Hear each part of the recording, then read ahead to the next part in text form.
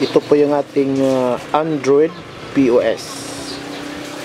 So pwede siya offline, wala na po siyang monthly. Pwede po din siya ng i-connect sa cloud. So yung printer niya connected sa Bluetooth.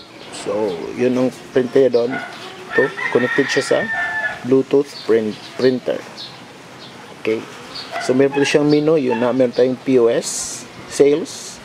Pwede siya mag-add new inventory.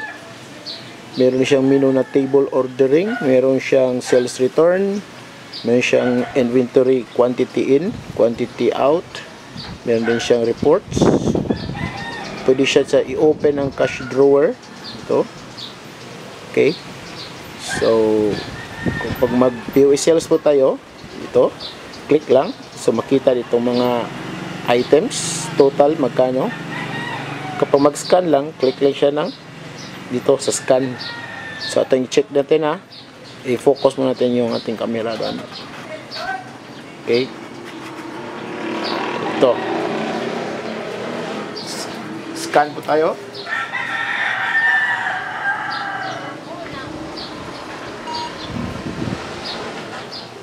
Scan lang. Okay. Yung scan. Okay. Scan lang. Okay. So, ito po yung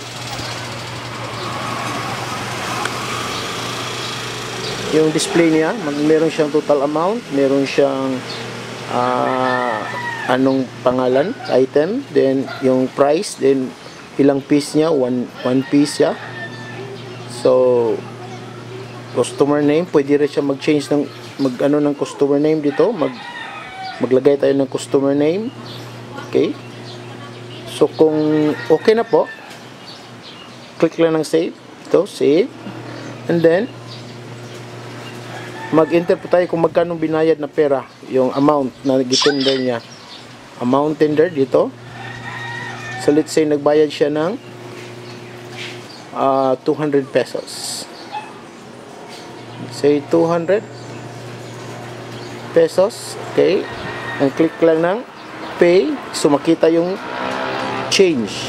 Magkano yung change niya? 91.5. So kung okay na po yun, click na yung print, automatic na po yung printer doon at saka cash drawer mag-open. So i-focus muna natin doon sa printer at saka yung cash drawer, then yun,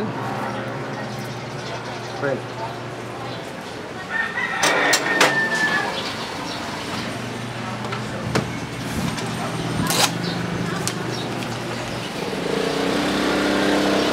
Ito po yung focus natin sa resibo. Ito yung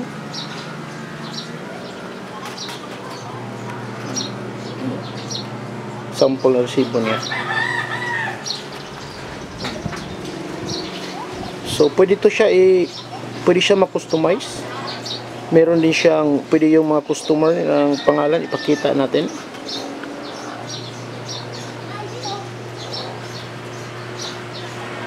Yun.